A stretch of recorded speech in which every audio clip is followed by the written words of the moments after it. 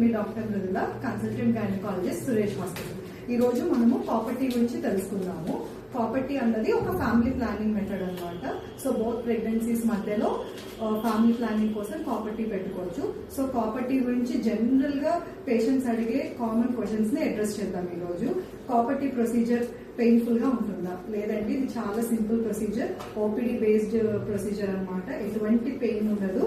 Simple గా ఒక 5 to 10 minutes లో ప్రొసీజర్ అయిపోతుంది. నెక్స్ట్, కాపర్టీ తీయించుకునేటప్పుడు పెయిన్ ఉంటుందా? అదేమైనా బిగ్ ప్రొసీజర్ అని?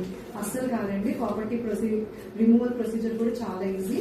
ఇన్ లెస్ దాన్ 1 minute మనం కాపర్టీ రిమూవల్ అనేది చేసేస్తాము. ఎక్కడైనా తీపించుకోవచ్చు, దగ్గరలో ఉన్న గైనకాలజిస్ట్ దగ్గర. నెక్స్ట్, కాపర్టీ వల్ల సైడ్ ఎఫెక్ట్స్ ఉంటాయా? కాపర్టీ వల్ల జనరల్ గా ఏం సైడ్ ఎఫెక్ట్స్ ఉండవండి. కొన్నిసార్లు నెక్స్ట్ పీరియడ్ లో పెయిన్ వస్తుంది. ఆ పెయిన్ కూడా 1-2 periods ఉంటుంది, కానీ దాని తర్వాత సబ్సైడ్ అయిపోతుంది. కొంతమందికి పీరియడ్ రావడానికి ముందు కొంచెం స్పాటింగ్ అవ్వడము, ఆర్ పీరియడ్ కూడా జనరల్ గా వాళ్ళకి అయ్యేదానికంటే ఇంకొంచెం ఎక్కువ అవ్వడం అనేది ఉంటుంది. కానీ ఇది కూడా జనరల్ గా ఒక 2 to 3 months ఉంటుంది. దాని తర్వాత జనరల్ గా ఇంకేమి సైడ్ ఎఫెక్ట్స్ ఉండవు. సో సేఫ్ గా ఎవరైనా కాపర్టీ పెట్టించుకోవచ్చు. ఇందులో వెరైటీస్ ఉంటాయి.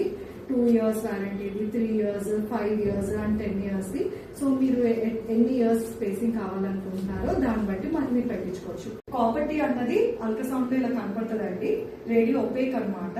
సో మీరు నెక్స్ట్ స్కానింగ్ తీసుకున్నప్పుడు కానీ ఎక్స్రే తీసినప్పుడు మాత్రం కాపర్టీ లోపల ఉంది అని ఈజీగానే కనపడుతుంది, తెలుస్తుంది.